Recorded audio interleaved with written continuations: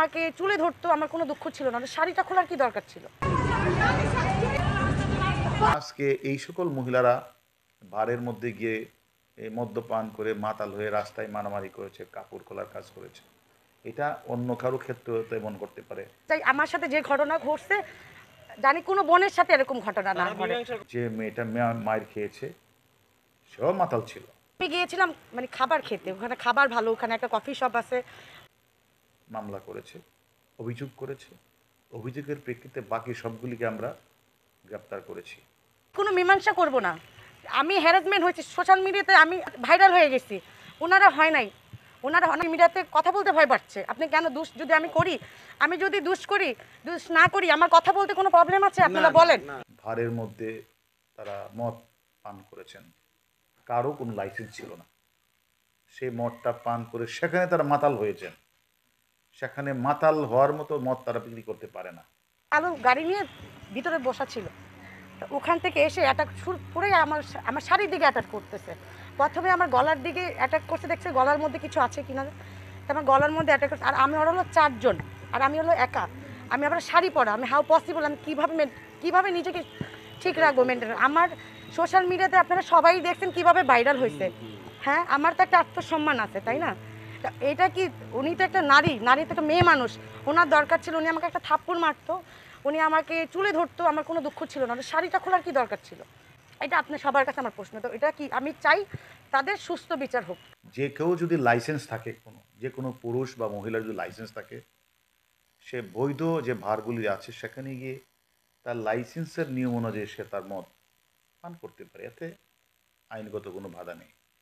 কিন্তু এক্ষেত্রে যেটা ঘটেছে, ভারের যে মালিক যারা আছেন তাদের উচিত ছিল প্রথমত এই যে মহিলাগুলি এসেছে, তারা যে কোনো ঘরের সন্তানই হোক, তাদের কাছে তাদের লাইসেন্সটা আছে কিনা তা দেখে, তারা পারমিট আছে কিনা সেই হিসেবে তাদের কাছে মদটা বিক্রি করা। একজনের কাছেও লাইসেন্স নাই, তারপরও তারা বিক্রি করলেন। আবার অতিরিক্ত মুনাফার আশায় তাদের কাছে এমন পরিমাণেই মদ বিক্রি করলেন, এমন পরিমাণেই মদ খাওয়ালেন, তারা সবগুলি মহিলাই তারা মাতাল হয়ে গেলেন, বেসামাল হয়ে গেলেন। এবং তাদেরকে উচিত ছিল বার কর্তৃপক্ষের নিয়ন্ত্রণ করা, সেটা তারা নিয়ন্ত্রণ করলেন না। অন্যদিকে এই মহিলাগুলি আবার তারা ভার থেকে বের হয়ে তারা রাস্তার মধ্যে গিয়ে যে পাবলিক নয়সেন্স করলেন, এবং গুলশান সোসাইটির মানুষ প্রত্যেকেই তা দেখলেন এবং তারা ভিডিওতে ধারণ করলেন এবং সামাজিক যোগাযোগ মাধ্যমে এগুলি ভাইরাল করলেন।